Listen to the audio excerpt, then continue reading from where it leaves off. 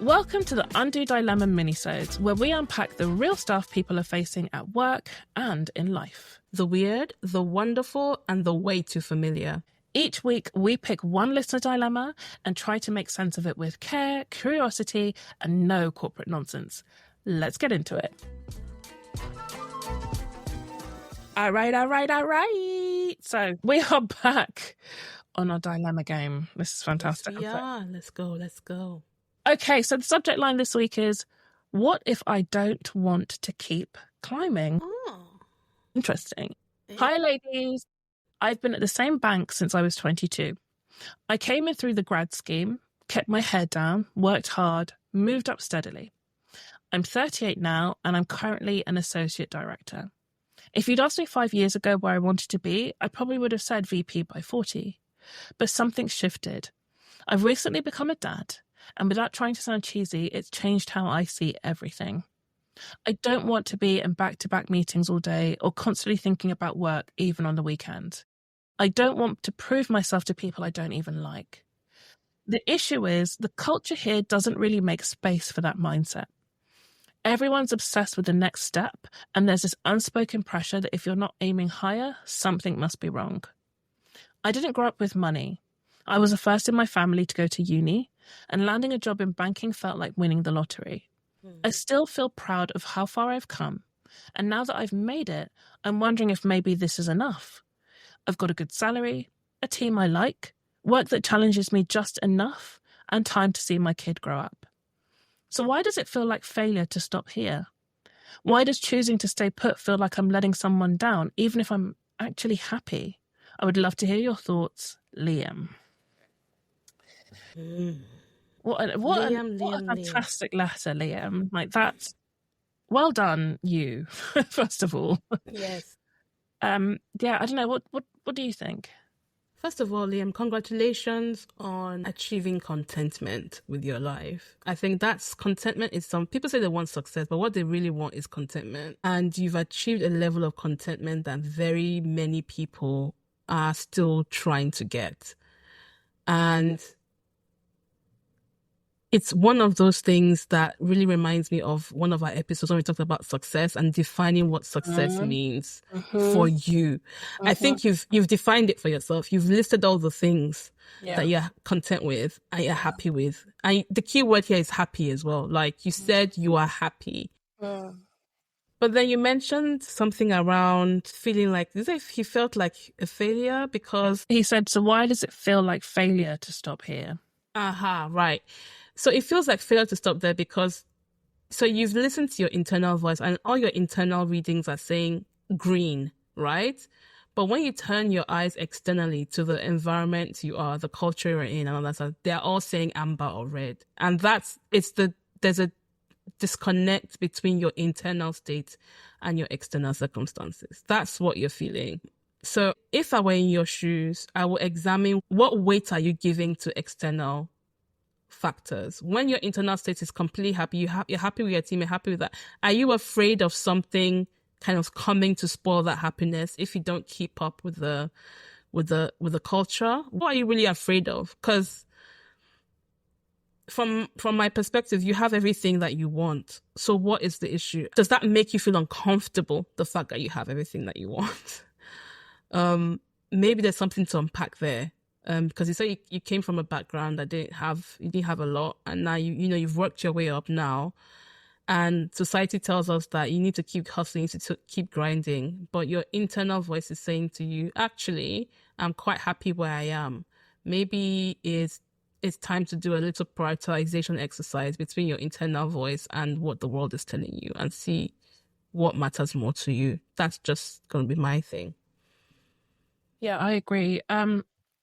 Again, congratulations on the new baby. I think there's something interesting here. I absolutely agree with Yemisi in terms of the gap between what's expected versus what you now believe. So the reality is you have come to a conclusion that success for me is where I am. And it's more of this. It's not going higher up the ladder.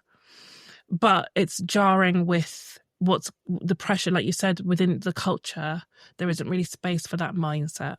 everyone's obsessed with the next step. So you are operating counter to the prevalent culture in your environment, and that the belief is if you're not aiming higher, there's something must be wrong. And I think you might have internalized some of that stuff of something's wrong, but nothing's wrong. And actually, if you were to take everything you're doing, go into a different company where you want to stay at this level and really deepen your expertise probably, but not move up, there are other environments in which that would be perfectly acceptable. So there's a bit around, it is just the environment you're in. And there is something that can be a bit scary about being different. It's a very natural thing when you go against a herd. It's scary, but you never know that you doing that can inspire other people who feel very much the same as you, but don't have the bravery and the courage to stand firm and actually I'm good where I am. I think the thing about your background is really interesting to me, of being the first, and again, congratulations of being the first in your family to go to uni, to land a job in banking. You're saying that you felt like you'd won the lottery and you're proud of how far you've come, and you really should hold on to that pride, because even if this is the point where you're like, I don't want to move on in terms of up the ladder, you have done so much already that you should maintain pride in that achievement. But what has brought you to this point, that kind of hustle, that grind, that ambition, and doing it, I don't think people understand enough that when you are the first, you are doing all of those things with no close example of how to do it. Yeah. You are entering into an industry like banking, where there are so many unsaid and untalked about norms, and you've had to figure that out without anybody within your family to tell you how to navigate that stuff. So the work you've put to get where you are is not the same as the work of somebody else in your business with the same title as you, who might have already had those examples from home, right? So you've done it. You've probably done the work of a CEO at this point in terms of the sheer effort you've put into to bring yourself to this level. So it's no surprise that you are probably wanting to just reset and rethink, like, okay, I'm here. Do I want or need any more? I don't think I do. And so this is actually such a mature way of looking at your achievements and your career and your needs moving forward. And I think it's incredibly evolved for you to be thinking like this. But I think that thing about why does it feel like failure to stop here is because you have been the first.